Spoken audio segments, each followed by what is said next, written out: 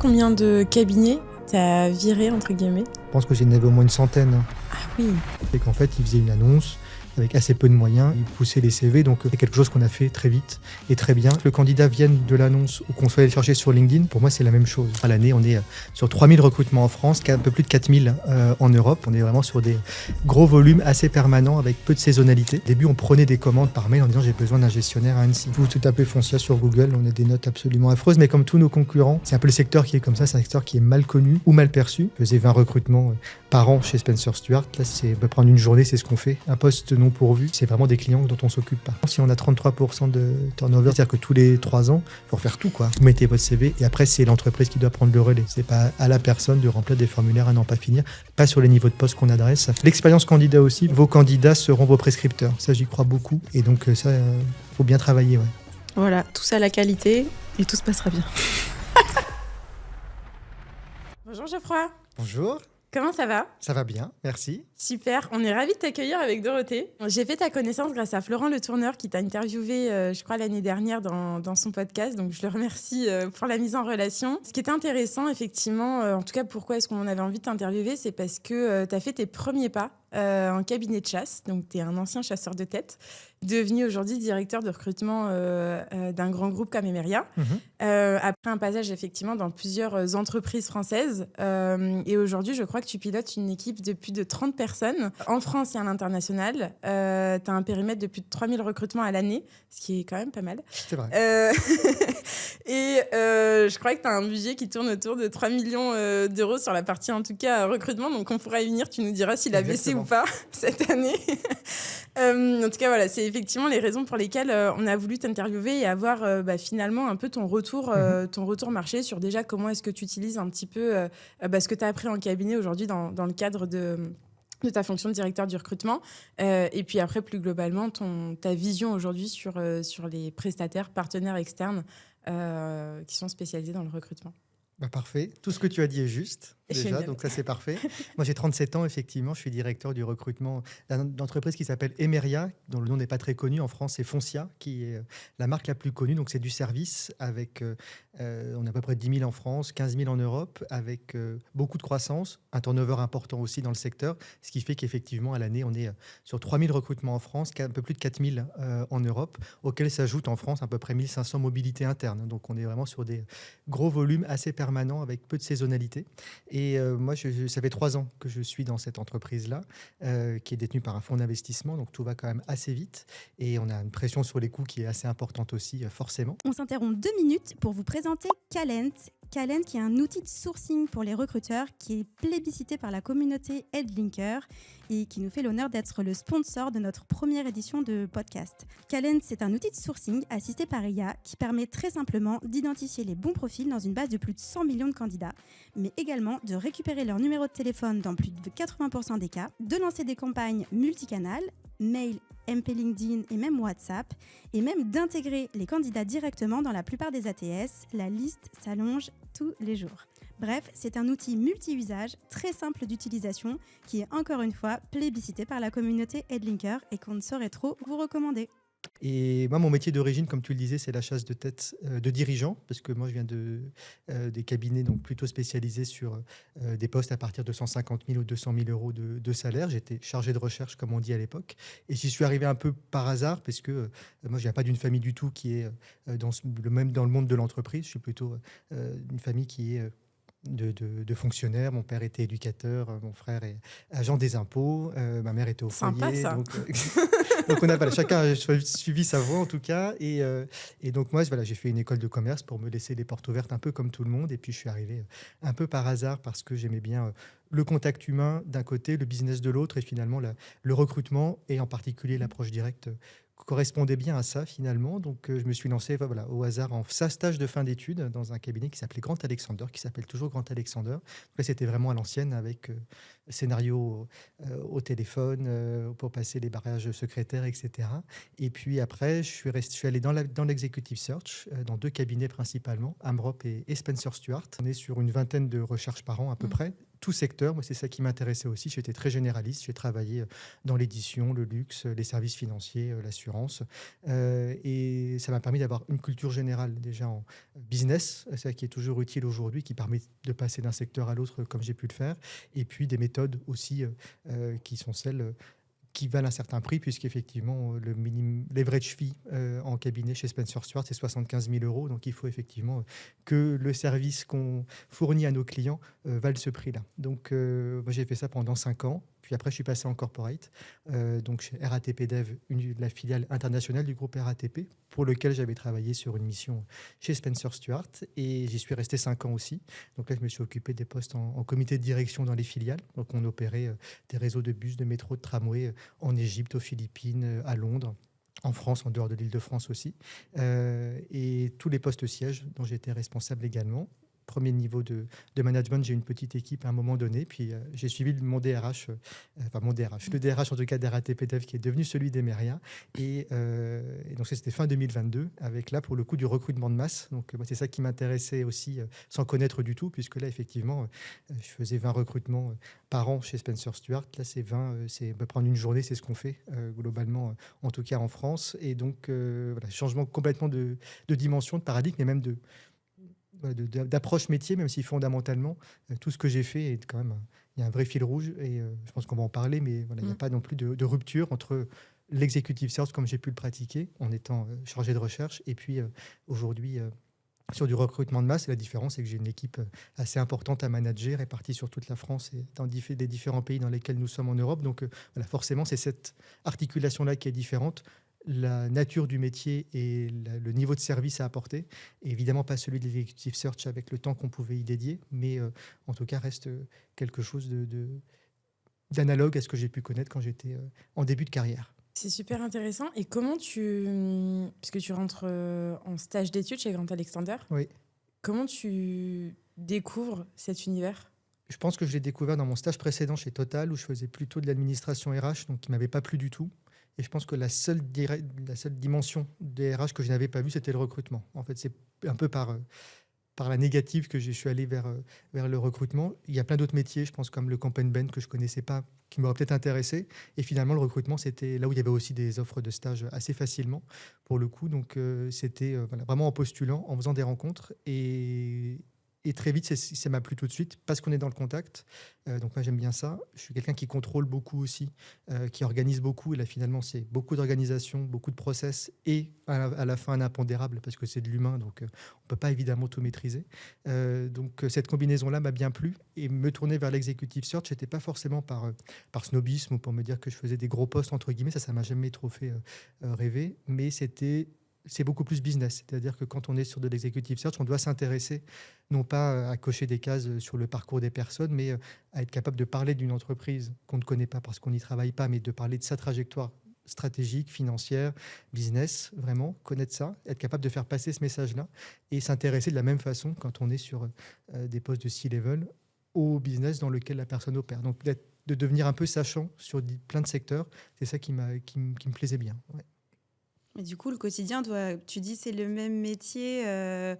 J'ai gardé le même métier quand je faisais de la chasse de tête et aujourd'hui, mais le quotidien, indépendamment des problématiques de management, c'est pas du tout la même façon d'approcher, j'imagine, des candidats de masse, pour des volumes aussi importants, et ça doit quand même pas du tout être la même façon de travailler. En fait, je pense que c'est plutôt le rapport au temps qui est différent, parce qu'en fait, si on prend toutes les étapes, c'est exactement les mêmes, en réalité, que ce soit du côté commercial ou du côté recherche, puisqu'on avait déjà les moyens d'avoir une équipe de recherche à laquelle j'appartenais. Par contre, les étapes sont toujours les mêmes, c'est-à-dire où est-ce que je vais chercher, je cible. Quand on est en executive search, on prend 1 ou 2 journées pour chercher. Pareil pour faire l'identif, on va prendre beaucoup de temps à aller faire ça sur la base interne, sur LinkedIn, etc. Je pense qu'on a un peu plus de temps pour travailler et souvent on s'engageait au bout de 3-4 semaines à revenir vers le client sans forcément avoir des candidats, mais en tout cas avoir des premières idées. Donc je pense que c'est plutôt un rapport au temps qui est plus dilaté dans l'executive search que dans le recrutement de masse. Mais fondamentalement, c'est qu'est-ce que je cherche, comment j'adresse ce besoin-là et comment j'entre en contact. Donc pour moi, la philosophie reste exactement la même.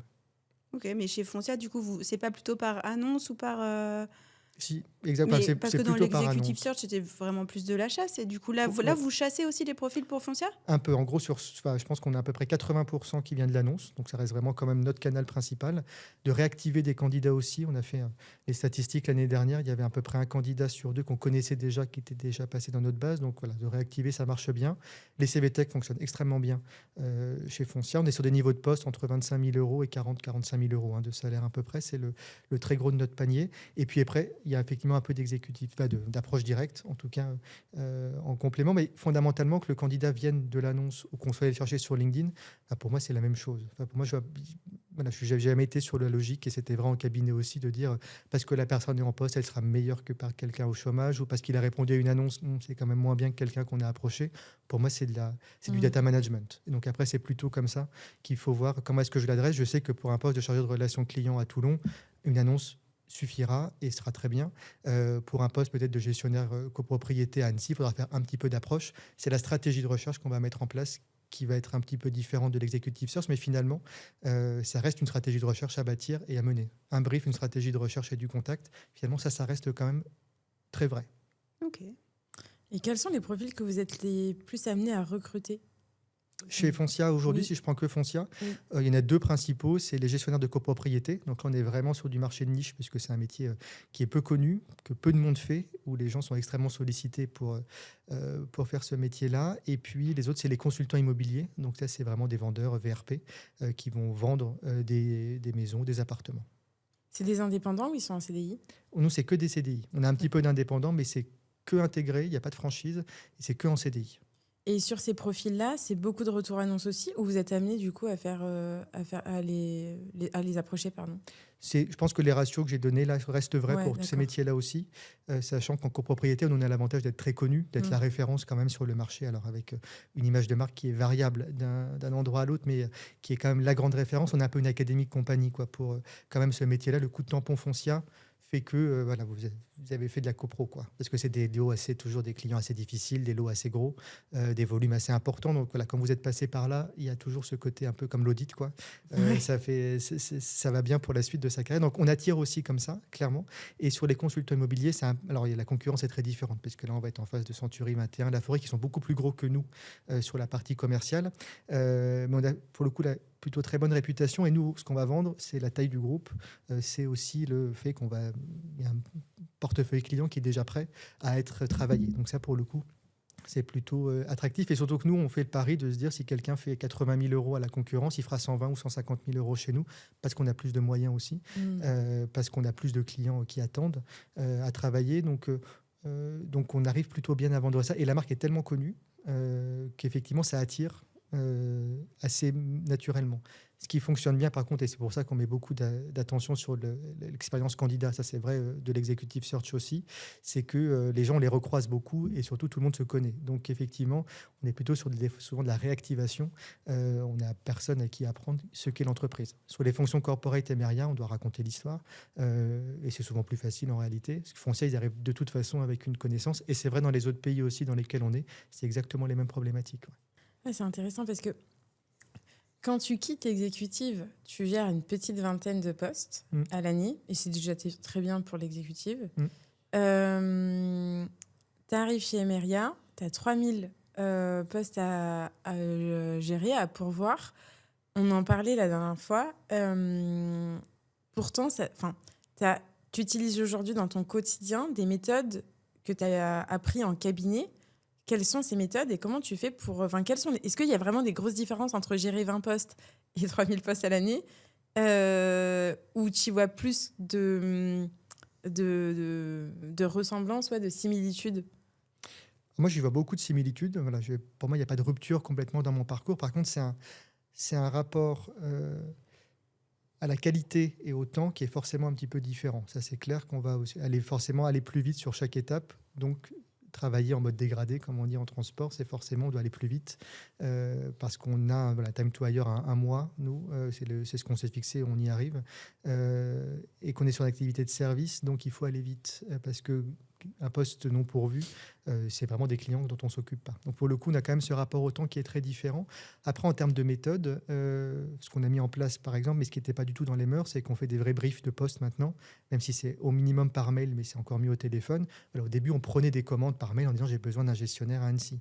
C'est quel portefeuille, pourquoi il y a une personne qui part, quelle histoire on va raconter. Donc c'est plutôt en fait cette acculturation des managers qu'il faut faire. Là où en executive search, quand les clients font appel à Spencer Stuart et que ça va leur coûter 80 ou 100 000 euros, ils prennent ce temps-là naturellement parce qu'ils savent que c'est important et qu'ils n'ont pas de temps à perdre sur un mauvais cadrage et que nous, en tant que marque, comme étant Spencer Stuart, on a posé ça de toute façon, ce temps-là incompressible de démarrage. Donc c'est plutôt effectivement de faire prendre conscience aux managers, je pense que c'est ça la vraie différence, que c'est pas mécanique en mode je mets une annonce et il y a des bons candidats qui vont apparaître, même si à la fin je vais mettre une annonce et il y a des bons candidats qui vont apparaître, mais c'est de comprendre ce qu'on cherche. Je pense que c'est vraiment ça qui est un petit peu différent. Là où effectivement, quand ils font appel à un cabinet de conseil, c'est eux qui ont fait cette démarche-là déjà, donc ils vont plus se laisser guider. Je pense qu'il y avait plus de pédagogie à faire dans le recrutement de masse parce que c'est des gens qui n'ont pas le temps, c'est des gens qui sont opérationnels toute la journée, et en particulier dans notre métier, soit c'est des commerciaux, donc tout temps perdu, c'est du business perdu et de l'argent perdu.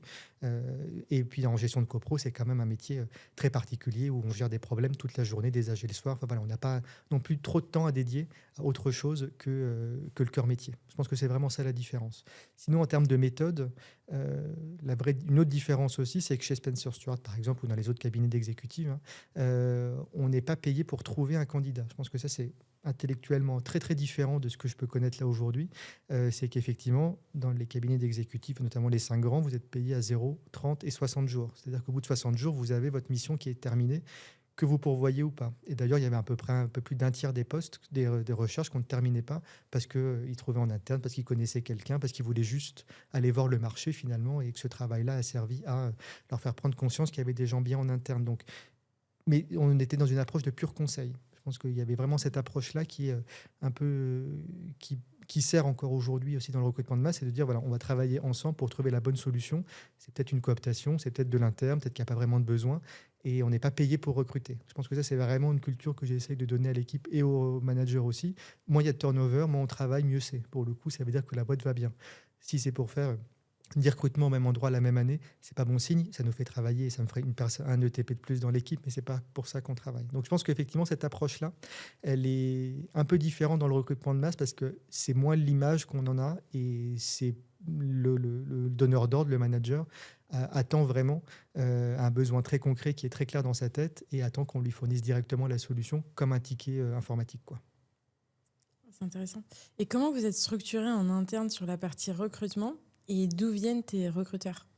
Alors, le DRH que j'ai suivi, lui avait une vision très claire, c'est qu'il a fait une verticale recrutement. Je pense que ça, c'est quand même quelque chose qui fonctionne bien. Vu les volumes qu'on adresse, on pouvait évidemment avoir une équipe dédiée. Mais voilà, mon équipe recrutement me reporte avec des strates intermédiaires, mais ne me reporte pas au RH des régions. C'est-à-dire qu'on a vraiment le même niveau de service de Brest à Lille et de Strasbourg à Bayonne, quoi. Donc ça, c'est vraiment important, c'est qu'on a les mêmes méthodes, les mêmes outils et la même façon de travailler. Ils sont sectorisés plutôt par région, par géographie, parce que moi je pense qu'il faut connaître son territoire, surtout que là on est sur des gens qui se déplacent, qui veulent savoir où c'est exactement, etc. Donc on ne recrute pas à Cannes comme on recrute à Brest quand même, il faut un peu connaître son environnement, son écosystème, les concurrents sur place, etc. Il faut être crédible aussi dans son approche en tant que recruteur. Donc moi j'ai une équipe qui est par géographie, une France coupée en deux globalement, une zone nord, une zone sud, avec des équipes un peu partout, à Paris, à Nantes, à Marseille, à Lyon et à Toulouse. C'était un choix aussi de dire, voilà, on est du côté des opérations, on est dans les opérations. Beaucoup des recruteurs sont dans des agences en réalité. Ça leur permet aussi de se rendre compte de ce que c'est vraiment le métier, avec des clients qui viennent, des gens pas contents, etc. On se rend plus compte quand même que quand on est dans un siège à la Défense comme moi je suis.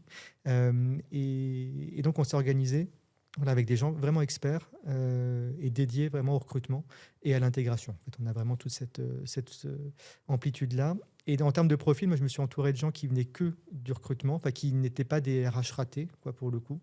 Ça, je pense que c'est vraiment important. C'est pas des gens qui faisaient ça par dépit, en disant, allez, je fais ça un an, puis après, vivement un poste généraliste, parce que je pense que ça marche pas. C'est des gens qui aiment vraiment ça. Et je me suis entouré, notamment pour les postes de manager, de gens qui venaient d'autres environnements que moi, notamment de l'intérim, par exemple, qui était pour moi parce qu'ils avaient des références et des ratios qui n'étaient pas du tout les miens. C'est-à-dire que moi, j'ai beaucoup appris auprès de gens qui me disent si, on peut gérer 24 postes en parallèle. Pour moi, c'était quelque chose qui n'avait pas de sens, puisque je n'arrivais même pas à le matérialiser.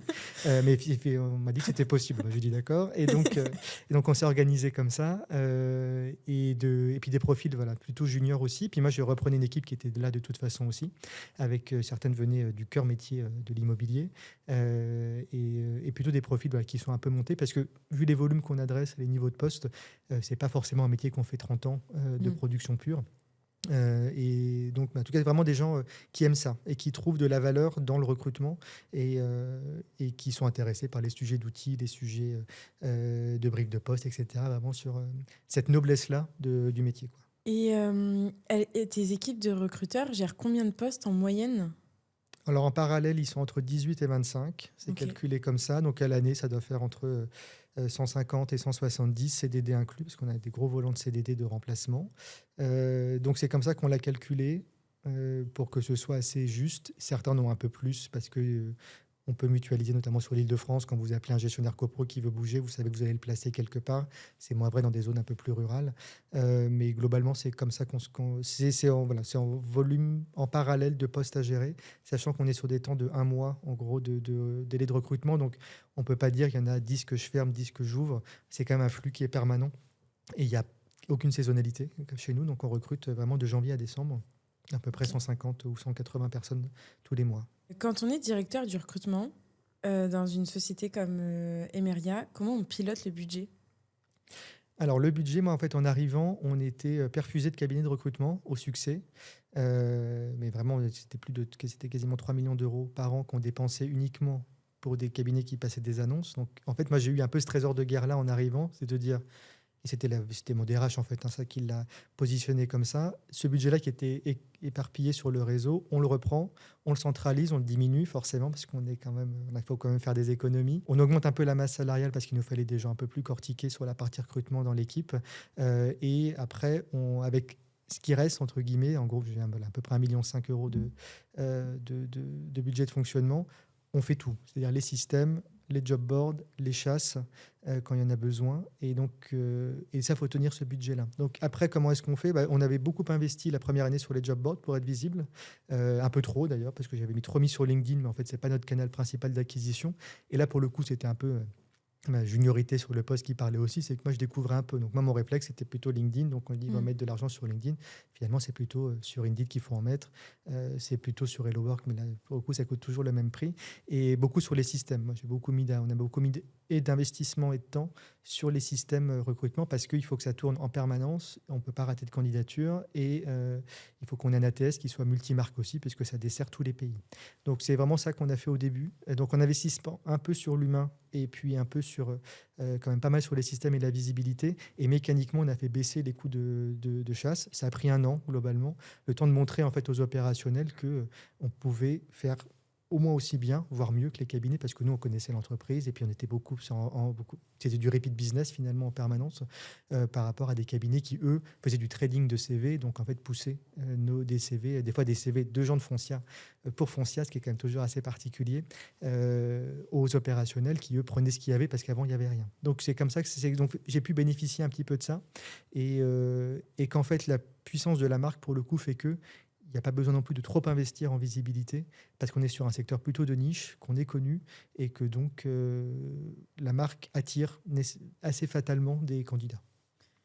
On en parlait la dernière fois sur la différence entre notoriété et réputation. Comment tu as piloté ce sujet-là en interne ? Alors c'est vrai qu'on vous tapez Foncia sur Google, on a des notes absolument affreuses, mais comme tous nos concurrents, pour le coup, il y a pas, c'est un peu le secteur qui est comme ça, c'est un secteur qui est mal connu ou mal perçu, qui est peu connu parce qu'en fait, on ne se rend pas compte de ce que c'est ce métier-là si on n'a pas été confronté en tant que client, et tout le monde n'est pas client quand même. On a vraiment l'image de la partie commerciale, ça c'est assez facile, tout le monde s'en rend compte. En plus, il y en a eu des émissions à la télé, etc. Là, pour le coup, nous, notre cœur métier, il n'est pas là, c'est quand même plutôt la gestion. Et donc, effectivement, c'est d'assumer ça aussi, c'est pas de dire Foncia, c'est super. Voilà, nous, on a plein de choses à proposer. On est seul de cette taille-là. On est seul à avoir une si grande diversité de métiers. On est partout en France. Voilà, je ne vais pas vous faire l'article, mais pour le coup, l'idée, c'est d'assumer en fait ce qu'on est, ce qu'on fait. Il y a des endroits où on a racheté beaucoup d'entreprises, c'est toujours difficile les rachats. Voilà, quand on appelle, on fait acte d'humilité, on raconte l'histoire en disant oui, effectivement, tout ça, on sait les difficultés qu'il y a eu dans le passé. Voilà l'histoire comme elle est aujourd'hui, ça vous intéresse ou pas? Ça ne correspond pas forcément à tout le monde. On est plutôt un grand groupe dans notre secteur. Nous, nos concurrents, c'est des petits indépendants de 2, 3, 5, 10 personnes. Si la personne, elle veut rester dans un cadre très familial, il ne faut pas qu'elle vienne chez nous, c'est pas très grave. Donc, pour le coup, l'idée, c'est pas de dire Foncia, c'est bien, pas plus que de dire Foncia, c'est pas bien, mais en tout cas de montrer la réalité de ce qu'on est. Donc, on a fait un exercice dans nos annonces, c'est toujours les mêmes, on écrit tous les avantages qu'on a, on essaye d'être le plus transparent possible pour dire voilà, chez nous, c'est comme ça. Est-ce que ça vous intéresse ou est-ce que ça vous intéresse pas? Donc, je pense que cet exercice est d'humilité, mais pas non plus de battre notre coulpe et de dire il s'appelait à beaucoup de monde, parce qu'il y a beaucoup de gens qui font toute leur carrière chez nous, donc c'est que c'est pas si horrible que ça, et que la réalité d'il y a 3 ans n'est plus celle d'aujourd'hui, ne sera pas celle de demain, parce que c'est un groupe qui change beaucoup. C'est une histoire qui se raconte. Voilà. Et comment est-ce que vous en êtes rendu compte? Les cabinets vous ont aidé ou pas forcément? Par rapport à quoi? Par rapport à la réputation, la notoriété. Enfin, je vais préciser ma question. Est-ce que les cabinets de recrutement qui vous accompagnaient vous donnaient ce feedback-là de la part, ou vous donnez tout simplement du feedback de la part des candidats, ou vous en êtes rendu compte un peu tout seul? Il suffit d'appeler les gens, en fait, pour que se rendre compte assez vite. Et c'est des gens qui se connaissent beaucoup entre eux aussi. Donc ça, pour le coup, il n'y a pas grand mystère. C'est des gens qui sont extrêmement sollicités aussi, donc ils ont vraiment le choix. Voilà, un gestionnaire qui se met en recherche, il a vraiment le choix, donc il peut dire les choses, il est assez tranquille. Okay. Les cabinets étaient quand même beaucoup dans une posture de trading de CV, donc vraiment de push CV un peu à l'arrache, un peu pour tout le monde sur le marché. Le premier qui lève la main prend le cabinet, nous on prenait la facture. Donc après les candidats, nous on prenait la facture, mais donc, non, pour le coup, il y avait moins cette approche conseil-là. On l'a eu à certains endroits avec des chasseurs et c'est les seuls avec qui on a continué à travailler. On en a moins besoin maintenant parce que maintenant, on maîtrise vraiment notre périmètre. Mais de nous dire, voilà, vraiment là, où il y a eu des rachats, c'est connu, ça va être compliqué. Les gens du secteur ne veulent pas aller chez vous pour le moment. Ça reviendra une fois que cette phase-là sera passée. Et c'était vraiment une connaissance ultra locale qui était vraiment intéressante. Et c'est les seuls qu'on a gardés un petit peu, effectivement, parce qu'ils nous apportaient cette dimension conseil. Et en fait, là, c'est là pour le coup qu'on a pu sortir très facilement tous les cabinets avec qui on travaillait. C'est qu'en fait, ils faisaient une annonce avec assez peu de moyens, ils poussaient les CV. Donc, ça, c'est quelque chose qu'on a fait très vite et très bien, et mieux en fait que n'importe quel cabinet qui travaille comme ça. Mais c'est un secteur qui est étant très éclaté d'un point de vue cabinet, parce qu'on appelle ça cabinet aussi, donc d'administration de biens. Beaucoup de petits cabinets indépendants qui ont 2-3 recrutements à l'année, évidemment qu'ils n'ont pas internalisé leur recrutement et que donc ces cabinets-là leur font office d'intermédiaire, mais c'est plus de l'intermédiation que vraiment du conseil ou du partenariat. Là, c'est vraiment de la prestation, quoi. C'est intéressant. Tu sais combien de cabinets tu as viré, entre guillemets? Je pense que la première année, parce que je pense que j'en avais au moins une centaine. Ah oui. C'était assez démentiel pour le coup, parce que c'est plus des mondes assez très localisés. Donc effectivement, c'était cabinet par cabinet. On avait 3 accords cadres qu'on a arrêtés aussi, parce qu'il n'y avait plus de matière au bout d'un certain temps. Mais c'était, il y avait des jours où on recevait 2-3 factures. Ouais. Je m'en souviens encore. Ouais. Parce que pour le coup, le budget avait été recentralisé et on continuait à récupérer. Toutes les années, les mois précédents, il fallait bien continuer à récupérer. Et puis, de toute façon, les cabinets continuaient. Donc, on ne pouvait pas dire arrêter, puisqu'en fait, ils n'avaient pas de mandat. Ils faisaient du push CV. Donc, je pense qu'il y avait bien une centaine de cabinets. Ouais. Et avec beaucoup, ça ne s'est pas passé parce qu'en fait, on a juste pu répondre à leurs sollicitations. Avec quelques-uns, ça a été extrêmement difficile parce qu'on représentait quand même pour des cabinets indépendants 50 ou 60% du business au bas mot, si ce n'est plus. Et avec les très grands, avec qui on avait des appels d'offres, en fait, il n'y avait plus de matière. Donc pour eux, ce n'était pas intéressant non plus de nous garder dans leur portefeuille. Oui, parce qu'effectivement, tu me disais que tu avais arrêté les appels d'offres. Oui, parce que alors on a gardé 1 ou 2 pour l'intérim plutôt, parce que c'est intéressant d'avoir la même chose sur toute la France. Ça évite aussi aux opérationnels de se repencher à chaque fois sur les coefficients, etc. Moi, je connaissais rien non plus. C'est mon recruteur dans l'équipe qui venait de l'intérim qui a tout fait, et je le remercie, Arthur. Et donc, pour le coup, les appels d'offres n'ont pas grand intérêt, puisqu'en fait, à chaque fois, c'est contourné, pour avoir été de l'autre côté aussi. Et chez Spencer Stuart, on travaillait avec des entreprises qui avaient des appels d'offres, mais il y avait toujours des dérogations possibles. Donc là, c'est un petit peu la même chose aussi. On n'avait pas d'engagement de volume, puisque en fait, on ne pouvait pas savoir où allaient arriver les choses. Et surtout, on ne voulait pas se fermer la possibilité de travailler avec d'autres. Donc, c'est plutôt la culture de la boîte qui fait qu'on voulait être en maîtrise et étant une entreprise relativement décentralisée, les opérationnels n'avaient pas grand intérêt à aller avoir des appels d'offres en centrale pilotés par les achats. Enfin, c'est des process de 6-9 mois pour à la fin finalement plus grand-chose, quoi. Donc beaucoup se sont arrêtés en fait comme ça. Ouais. Quand on est chasseur ou consultant en recrutement, comment on bypass un accord cadre? En fait, moi je pense que, et ça c'est vraiment général, enfin, le pire pour nous, la direction recrutement interne, c'est quand les cabinets parlent directement à la personne qui recrute, c'est-à-dire le manager. Je pense que maintenant, on est relativement bien installé pour que ça nous revienne quand même, mais effectivement, le conseil que j'aurais si j'étais indépendant ou recruteur externe, c'est de s'adresser à la personne qui recrute, et c'est pas l'équipe RH, c'est pas l'équipe recrutement qui recrute, c'est le manager, c'est lui qui a un besoin. Et donc le pire, c'est soit les CV blindés, mais c'est pas trop dur à retrouver en général, donc ça on y arrive, soit effectivement le petit laïus dans un mail en disant j'ai un consolideur de 7 ans d'expérience qui peut vous rencontrer demain, qu'est-ce que vous en pensez? Évidemment, je suis directeur de la conso, j'ai envie de le rencontrer, ou j'en parle à l'équipe recrutement qui elle a commencé à travailler la veille, quoi. Donc ça pour le coup, c'est pour ça que la matière première à la fin, c'est le CV, hein, pour le coup, ça, y a pas, on peut raconter tout ce qu'on veut autour d'accompagnement, etc. À la fin, c'est quand même un CV qu'on veut. Ça fait entre la lettre et l'esprit, on va aller quand même à la lettre et prendre le CV, quoi. Après qu'il y a un accord cadre qui a été signé par les achats, bon, bah ça, les achats, c'est pas eux qui vont nous donner du CV. Donc, pour le coup, c'est pareil sur les équipes de recrutement interne. Quand on a, effectivement, on en avait énormément au début, où les opérationnels arrivaient avec 2 CV. Donc nous, il fallait qu'on ait déjà ceux-là, en leur disant, c'est bon, on les connaît. Et en plus, on en a appelé 2 autres, et c'est ceux-là que tu vas prendre. Ou peut-être celui qui avait été arrivé en blindé, mais on va l'appeler quand même, parce qu'on le connaît. Et c'est comme ça qu'on arrive à, nous, faire notre place en interne. Mais ça veut dire aussi que s'il y a encore de la place pour aller chercher directement auprès de l'opérationnel, moi, je ne comprends pas forcément les cabinets qui me contactent moi, par exemple, parce qu'ils savent très bien que ce que je vais leur dire, c'est qu'on gère nous-mêmes. Que si ça s'adresse directement au donneur d'ordre, ça demande un peu de recherche, hein. Là, pour le coup, c'est plus difficile en interne de dire non, attends 10 jours ou 2 semaines, le temps que nous, on trouve.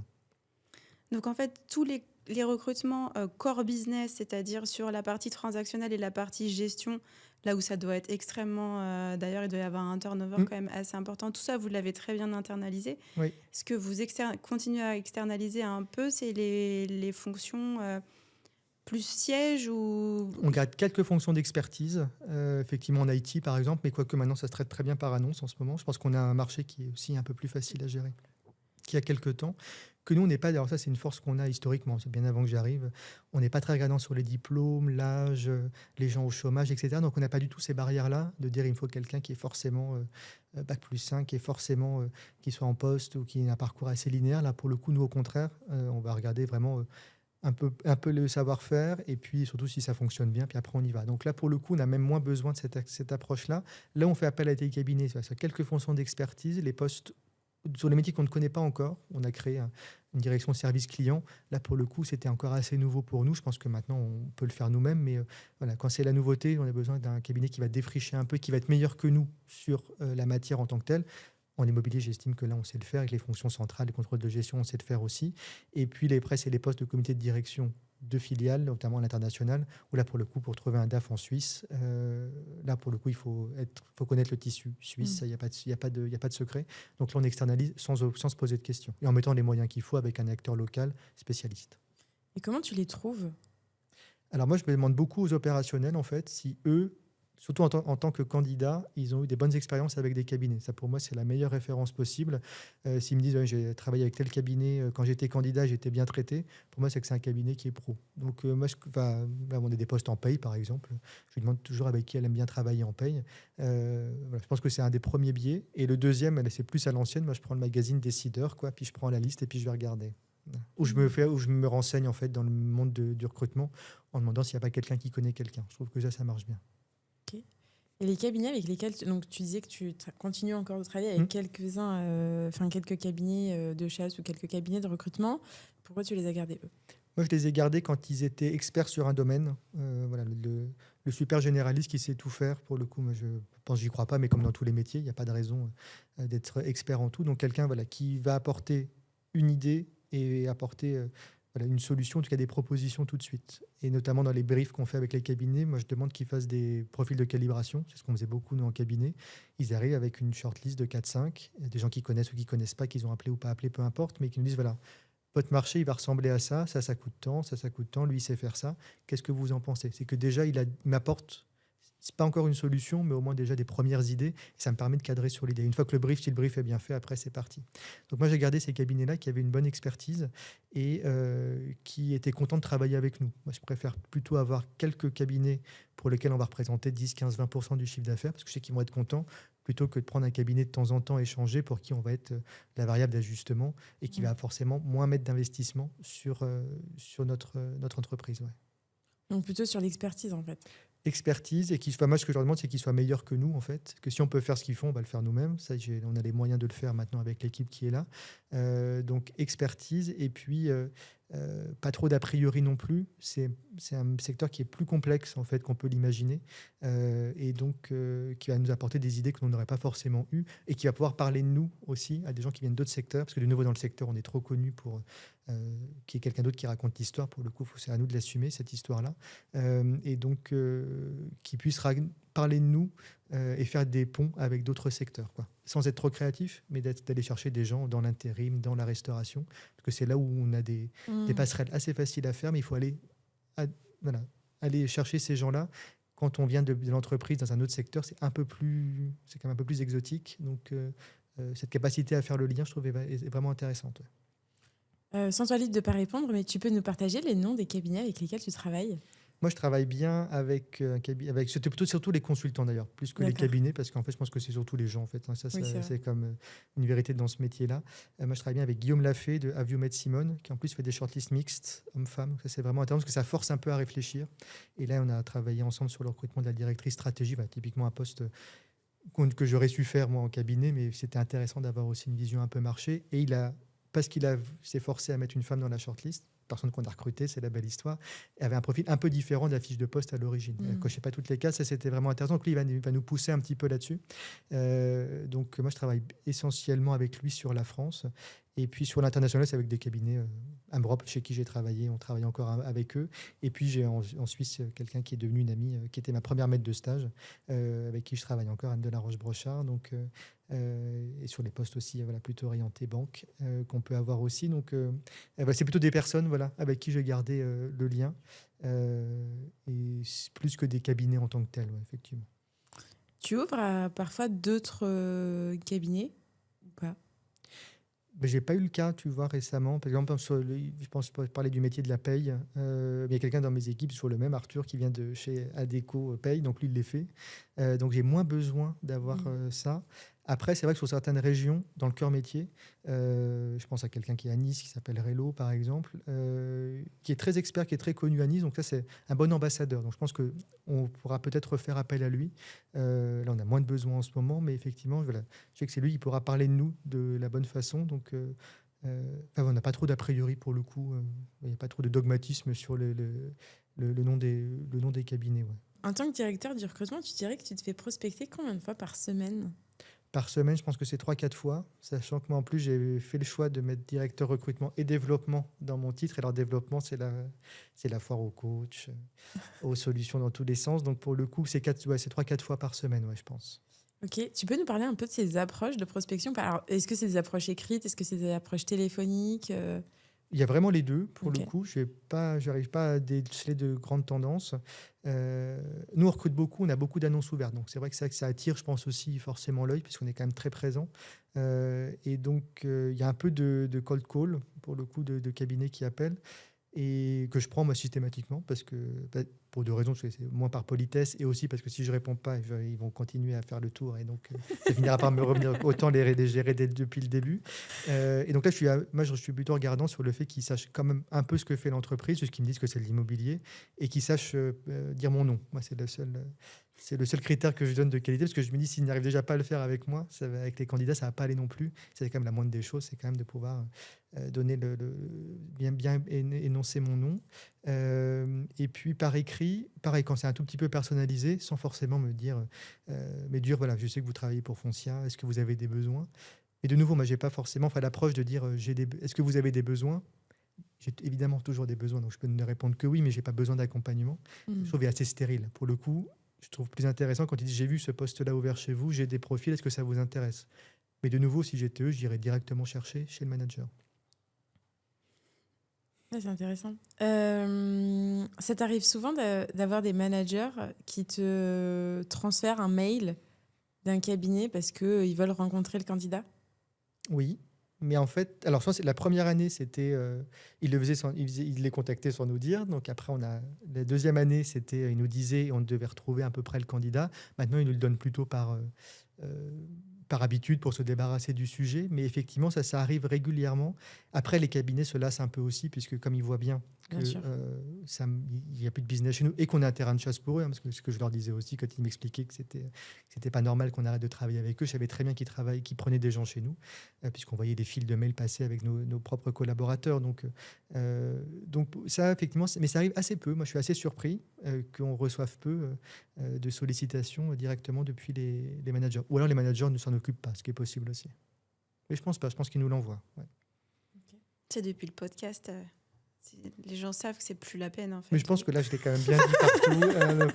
Et ça, alors pour le coup, on l'a fait beaucoup en interne. On a répété de dire, il n'y a pas de position de principe, mais c'est qu'effectivement, tous les gens qui vont vous être envoyés de façon un peu à l'arrache comme ça, on peut facilement les trouver, nous, soit par annonce, soit par CVTech. Donc, je pense que ça, à un moment, ça a pris 6 mois en gros, mais c'est de leur montrer. On a fait l'exercice, donnez-nous les CV blindés que vous recevez, et on les retrouvait en direct. Donc ça, il y a un effet un peu waouh pour des gens qui ne sont pas du métier. Enfin, nous, ça nous a pris 3 secondes sur Hello Work, mais quand on ne sait pas, on se dit ah ouais. Et donc, ça donne aussi, ah oui, il y avait un côté caverne d'Alibaba. En fait, il y a plein de profils, plein de CV.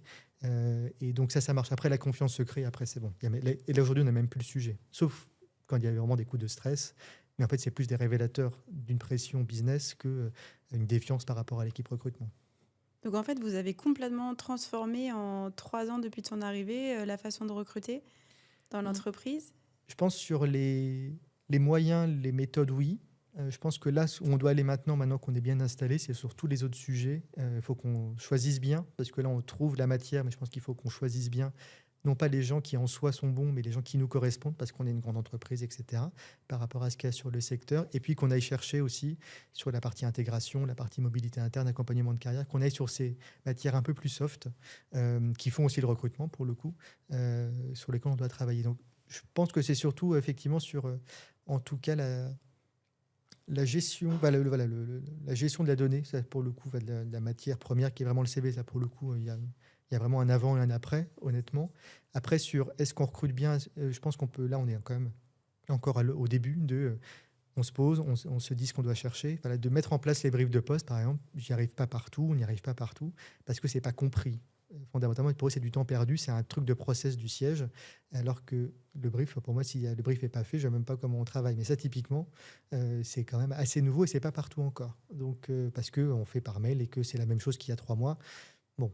Donc, je pense que c'est pas forcément la qualité des gens qu'on recrute, parce que ce n'est pas là-dessus qu'on évalue un recrutement, mais effectivement sur pourquoi ça fonctionne, pourquoi ça n'a pas fonctionné, d'avoir un peu ce recul-là, je pense qu'on ne l'a pas encore. Donc, et vous faites passer un peu des tests, alors je crois qu'on n'a pas le droit de dire tests, mais des tests de personnalité, là, type Assess First ou Trimoji. Non, pas du tout. Pas du tout, parce que je pense qu'il faudrait déjà avoir, être capable de définir ce qu'est un collaborateur en succès chez Foncia. Et on n'a pas fait ce travail-là, on est encore un groupe qui est encore assez jeune, et en plus très décentralisé, issu de beaucoup de rachats. Donc en fait, la réalité à Grenoble n'est quand même pas celle à Biarritz complètement. Et donc on n'arriverait pas, je pense, à l'estimer complètement. Je pense que par l'interne, on va commencer à travailler dessus cette année, donc c'est quand même tout récent, plutôt de faire le pas de côté pour des personnes qui vont prendre un poste de management, pour leur dire, voilà, nous, ce que le test a dit de façon un peu objective, toi qui es là depuis 10 ans dans l'entreprise, qu'est-ce que tu en penses, le faire un peu prendre conscience et réfléchir. Par contre, non, pas de test. Même parce pour qu'on vérifier, fondamentalement, pour on n'y croit tester pas la trop. compatibilité peut-être entre le manager. On sait que les candidats, les salariés partent à cause de leur manager en général. Ça, c'est vrai. C'est sûrement vrai. C'est sûrement vrai. Après, on a des managers qui sont tellement différents que Ils sont tellement incroyables, jamais personne ne part à cause non, de pour le son coup, non, je ne sais pas ce que j'ai dit.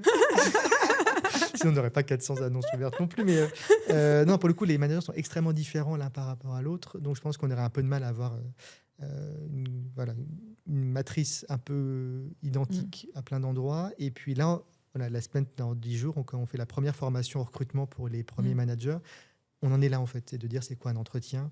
C'est pas un interrogatoire. Il faut laisser la personne parler. Il faut évaluer. Donc, on est quand même plutôt sur...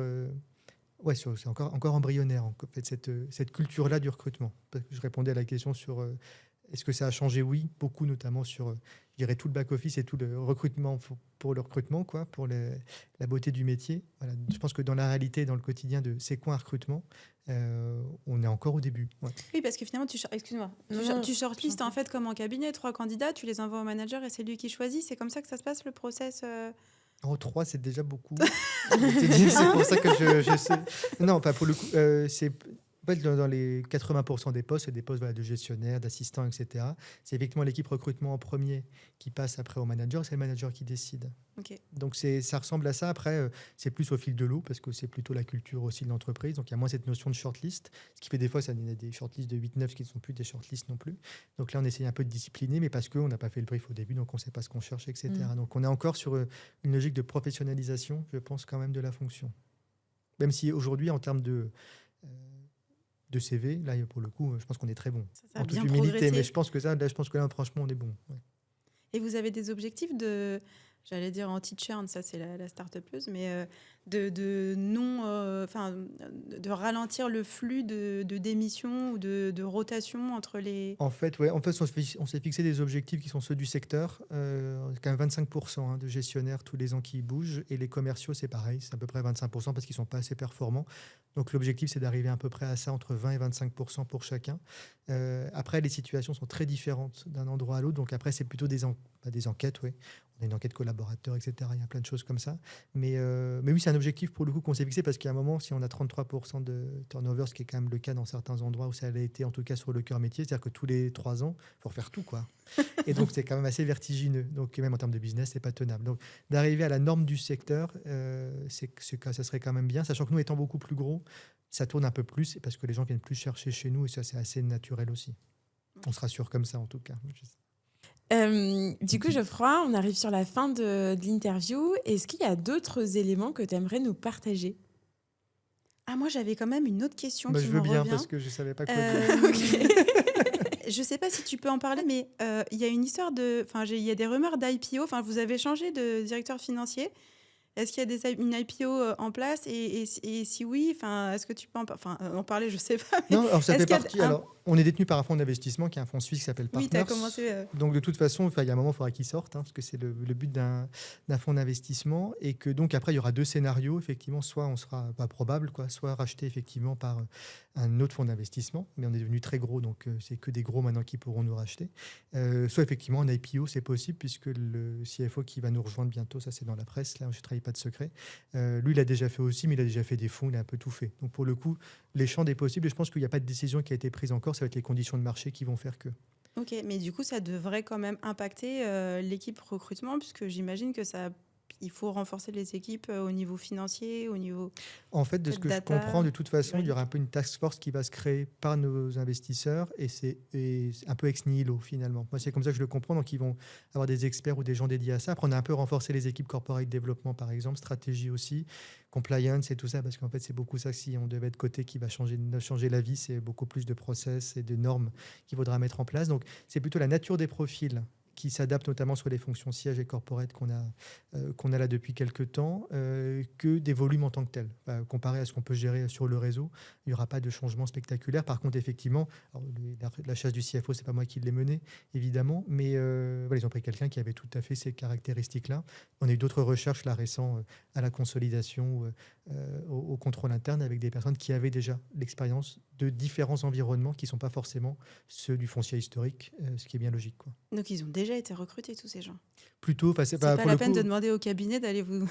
avoir une expertise en PI, non, ça en IPO ou en PI, non, ça pour le coup, ça on l'a plutôt fait, mais effectivement de s'acculturer au fur et à mesure avec des profils qui viennent d'environnements différents. Là où pour beaucoup, jusqu'ici, mais il y a 5 ans, c'était quand même une grosse PME française, foncière, c'est des gens qui ont grandi avec l'entreprise. Donc là, l'idée, c'était d'arriver avec des personnes qui viennent d'environnements différents, mais sans forcément dire il faut qu'ils aient fait un IPO à Londres ou à New York ou à Paris. Ça, si à un moment on y va, il y aura des banquiers, il y aura des avocats pour le faire très bien, je pense. Oui, bien sûr. Mais en tout cas, tu as l'air d'avoir vraiment... alors, à ton niveau, j'imagine que tu n'es pas tout seul, mais vraiment bien piloté ce changement. On sent qu'il y a vraiment une rationalisation, une optimisation du fonctionnement qui est pas en faveur de nos amis les cabinets de recrutement. Non, mais c'est vrai. Ça, mais pour le- globalement, quand tu le décris, en tout cas, ça a l'air d'être vraiment fluide et ouais, moins de friction. C'est sûr que de Ouais. centraliser au niveau d'une équipe et d'arroser la France avec des process qui sont mis en place on n'en a pas parlé, mais un SIRH, j'imagine, qui est centralisé et puis des candidatures qui sont bien stockées, bien Ça, rangées. c'était nécessaire. Pour le coup, vraiment, Ça le côté. devait être un très gros taf. Donc, Mais typiquement, moi, en arrivant, j'ai dit au DRH que je pensais qu'il fallait changer l'ATS parce qu'on se connaît, parce qu'il me fait confiance, on l'a fait tout de suite. Je pense que j'ai eu cette chance-là aussi, c'est que j'ai pas eu 6 mois pour montrer que ce qu'il fallait faire. Il m'a dit ça va pas, il faut changer des choses. Donc il fallait au contraire faire des choses qui se voient. Et les changements d'ATS a quand même tout changé. Une équipe et un système, après, c'est bon. mais surtout que tu t'avais l'air de laisser entendre que tu avais du coup un gros vivier de candidats internes, de ce que tu dis, puisque vous stockez les candidatures et vous repositionnez régulièrement les gens. On Donc repositionne ou ils se repositionnent c'était tout une bonne seuls. idée mais- d'avoir un attest pour pouvoir les retrouver.